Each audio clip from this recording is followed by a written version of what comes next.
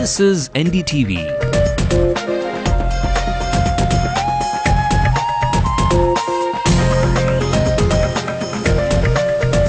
And you're watching NDTV Hindu.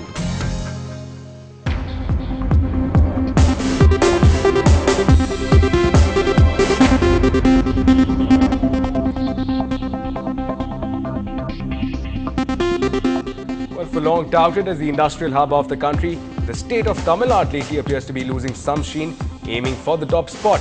Lately, the state has found trouble keeping pace even with the likes of Bihar.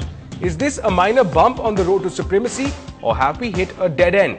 Industry captains are bullish about Tamil Nadu, but cite various concerns that are putting industries at serious risk.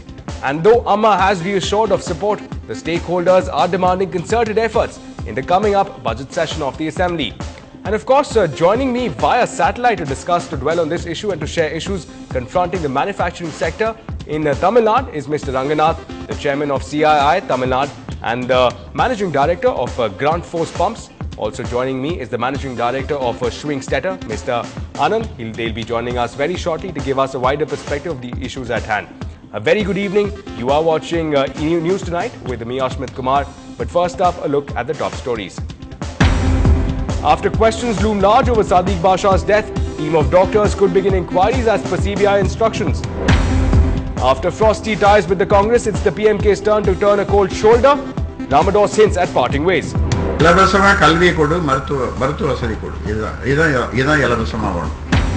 2009 calls for the third front surface again. Ajit Singh of RLD calls on Chief Minister Jayalalitha. Realignment in today's political situation is very much a possibility, but it will take time. Families in Rameshwaram send out search parties after 5 fishermen are missing since Wednesday. After hitting a purple patch, infrastructural deficits threaten to dislodge manufacturing growth. There is a power situation, a crisis in terms of availability of quality power. Street turned dump yard. The problems in Valsar Vakam have a unique odour and the locals are not impressed. Well, let's also take a look at stories creating a buzz across the nation. 21 infants have now died in just 2 days at the government-run BC Roy Hospital in Kolkata. 3 years after Neeraj Grover's murder, Maria Susairaj is set to walk free, though her fiancé has been sentenced to 10 years. Indian sprinter Mandeep Kaur denies using banned substances, says that the athletics team needs a doctor. Why has the BJP not given inputs, asks an angry Congress after BJP President Gadkari tells NDTV that no decision on the PM under Lokpal. Nitin Gadkari defends Yedurappa, says he did nothing illegal but says he shouldn't have used the discretionary quota. And the sexual assault case against former IMF chief Dominique Strauss-Kahn is on the verge of collapsing. Well, first up on News Tonight at this hour, industrial activity has become synonymous with the economic progress in the state of Tamil Nadu. But a closer look points to dark clouds on the horizon. With a growing list of demands and complaints from the manufacturing sector, the industrial growth story may not be a smooth ride as expected. Take a look. Come the budget session of the Assembly, and the new government will be up against a long to-do list. Operating with various constraints that are threatening to dislodge growth, the manufacturing sector hopes that it will feature prominently on that list. Now, the headline numbers for Tamil Nadu look impressive. Accounting for over $80 billion in GDP and a handsome growth rate, most other states might turn green with envy. Or will they? A comparative analysis reveals a starkly different picture. While Gujarat continues to race ahead, Bihar surprises with 9.6%, which is higher than the Indian average. But importantly, Tamil Nadu with 7.4% is beginning to slip.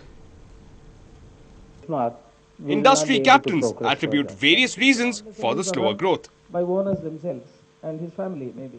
The message which is certainly spread is there is a power situation, a crisis in terms of availability of quality power. Infrastructure, like we told you, we need better roads, better connectivity. And the planned expansion of the ports in Tamil Nadu, issues of land, cost of land, availability of land. This has become a very high-cost state. The demand-supply mismatch for well-trained skilled labour also worries the sector. You said that, you are paying peanuts, so therefore you will get monkeys. So I said, we are getting monkeys, therefore we are paying peanuts. Well, these are, however, not the only concerns. Now, survey findings reveal that talent availability and infrastructure are the top two concerns. But government policies and financial needs also rank pretty highly. Now, meanwhile, twin deficits of power and housing also loom large, and this is where the government roles comes into picture. To ramp up electricity supply, a sum of $20 to $25 billion has to be spent. Meanwhile, upgradation and expansion of roadways will require an additional investment spend of $15 to $20 billion. There are also those who believe that developing self-sustaining industrial and residential clusters or satellite towns is the key. Now the thing is, you have a choice once you pick those manufacturing locations. Do you move people back and forth, 3 hours, 4 hours every day, or do you try and create self-sustaining townships around the factories that you're creating? But all these steps would require massive state funding. With huge debt, a heavy subsidy burden, cost of freebies and populist measures such as the recent slashing of VAT on LPG, can the government budget for positive growth? In Chennai, this is Ashmit Kumar for NDTV Hindu.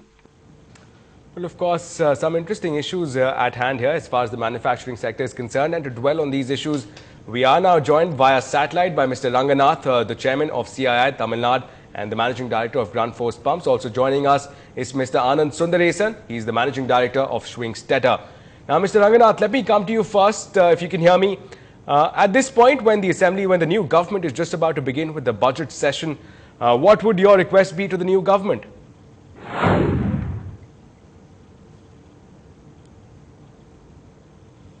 Yeah, like I said, that what's important is to ensure that Tamil Nadu maintains its preeminent position in manufacturing.